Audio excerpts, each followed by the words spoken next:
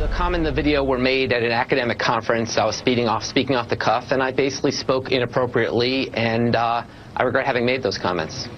Okay, well, that's one of the Obamacare architects, MIT professor by the name of Jonathan Gruber. He's now backtracking after calling Americans stupid. But we just learned it wasn't the first time he said crazy stuff like that. We said, well, that's pretty much the same thing. And why does it matter? I said, you'll see. And they were both in that past. Because the American voter is too stupid to understand the difference.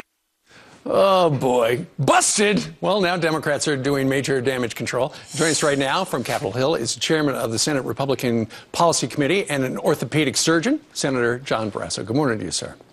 Thanks for having me, Steve. When you heard Mr. Gruber say the crazy stuff, did you think to yourself, we knew that? They wrote this bill in such tortured language, nobody knew what it was about. Well, absolutely. I find his comments very offensive. It confirms people's greatest fear about the government. Remember, it was Nancy Pelosi said, first you have to pass it before you get to find out what's in it. We knew it was written in a way that it was really deliberately written to deceive the American people. And now people are paying the price. We see it. There are so many unpopular components of the health care law. People can't keep their doctor. They're paying higher premiums, higher co-pays, higher deductibles, which is why we're trying to repeal the entire piece of legislation right now. Sure. And one of the things in one of the extended bites, he explains that the reason we kind of hid the truth was because people are stupid, but it's for their own good. Has it been for their own good so far?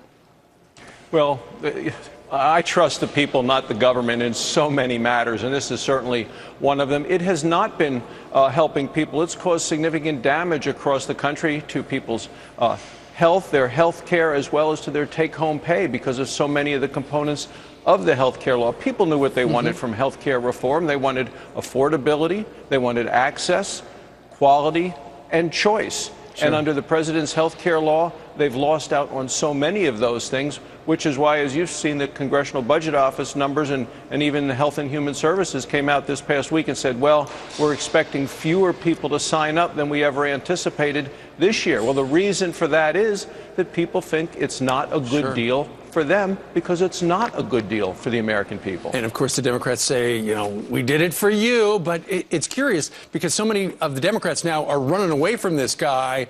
But when you look at the record, and we went into the archives, here's a very prominent U.S. senator defending this guy, talking him up on the Senate floor back in 2009.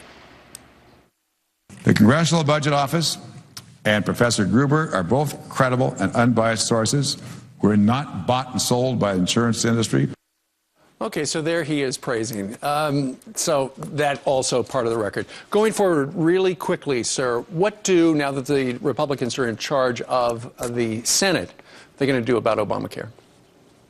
Well, we want to repeal the entire health care law at a very minimum. We want to strip out the most damaging portions of the law that are impacting on people's health, as well as their take-home pay. We're going to continue to bring bills to the Senate floor, which have bipartisan support, that have already passed the House of Representatives with bipartisan support.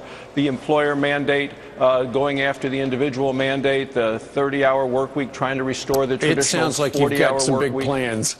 We do. All right, very good. And Senator Baucus, who made that statement, he was chairman of the Finance Committee, and back then he said he hadn't read the bill because he had paid staffers to do it. Well, I read the entire health care law, and I've been telling people from the beginning we shouldn't pass this. Senator, thank you very much for joining us live from Capitol Hill.